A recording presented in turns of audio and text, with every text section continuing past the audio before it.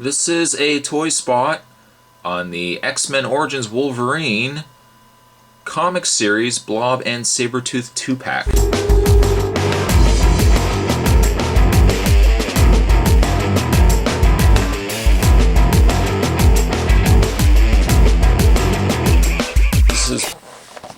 Despite the fact that I didn't really pick up many of the X-Men Origins Wolverine's 3-inch, 4-inch size figures, I did end up picking up this set.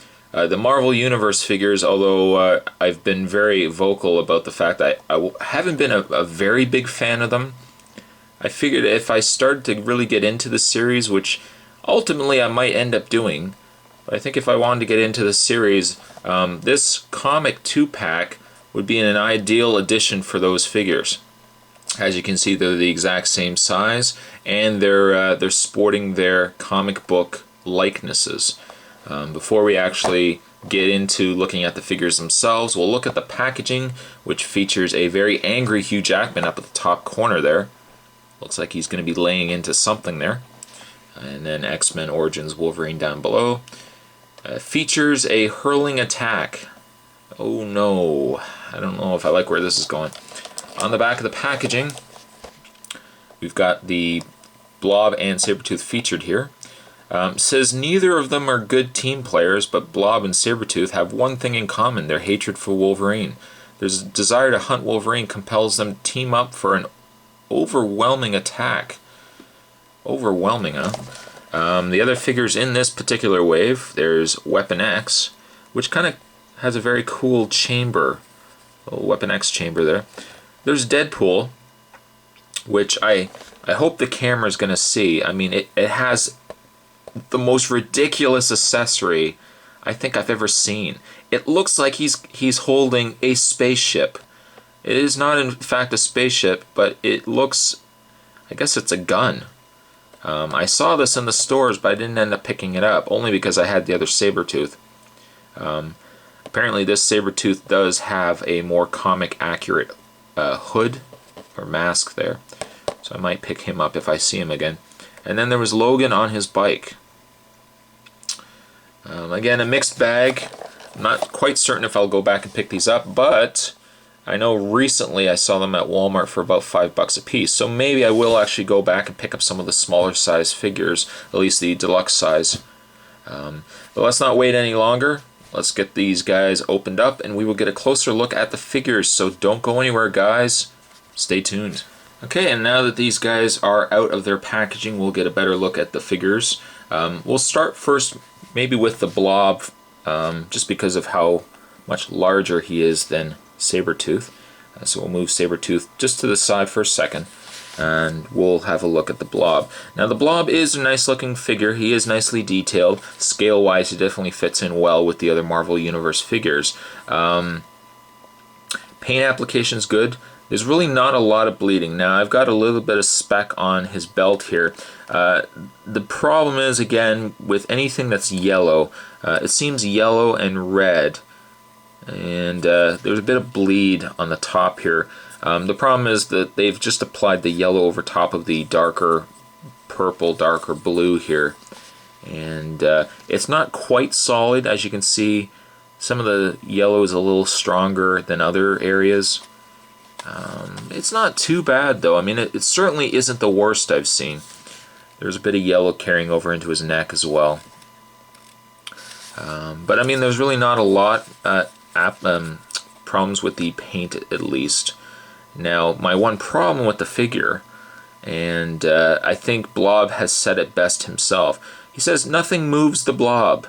Well, he is absolutely right, because aside from his head, which you can actually move up and down, and you can kind of move it left to right, and aside from his arms, nothing else on this Blob moves.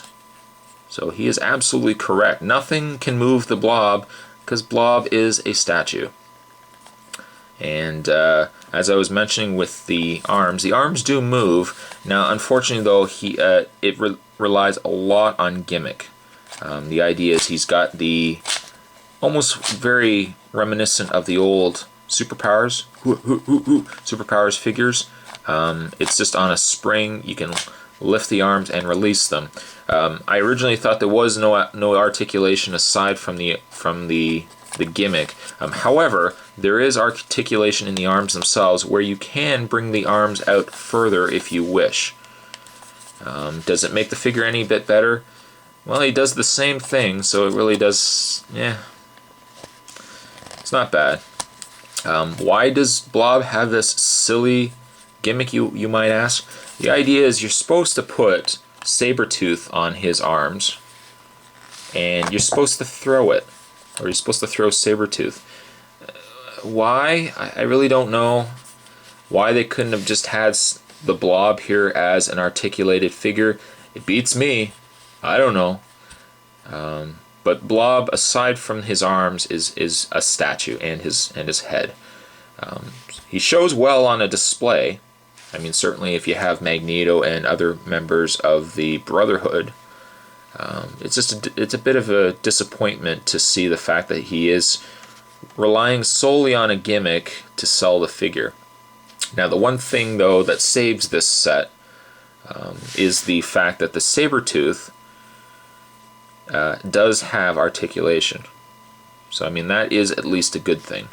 Now his detailing is quite nice.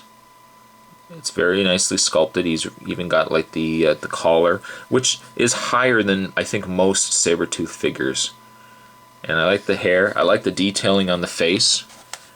We'll get a detailed look on the face here. Quite nice. And the coloring is nice. I mean, there's really not a lot in the way of coloring. It's kind of got this tan with the brown, and then he's got the stripes on the sides. But in the way of his articulation, you can move his head quite freely. Despite the fact that his hair, you would think, would kind of get in the way, and the collar, his head actually moves really well. He has articulation in the shoulders that you can move quite freely. You can bend his elbows. You can also rotate his wrist. And he's got the stomach ball joint, so you can get a lot of range and movement in the stomach, torso, abdomen area. And he has no articulation in the waist, I guess because he just has the articulated point in his stomach. But he does have an articulated ball joint thigh. And you can also bend 2 points in his knee, as you can see there, and you can also bend at the foot. Nothing in the toe, but there's no reason why a figure should have articulation in the toe, especially a figure of this size. Now, my Sabretooth is a little loose in the one leg. I mean, it's not too big of a deal. So you can just adjust the feet ever so slightly just to kind of get it more lined up. Like that. But overall, I mean, it's a nice figure.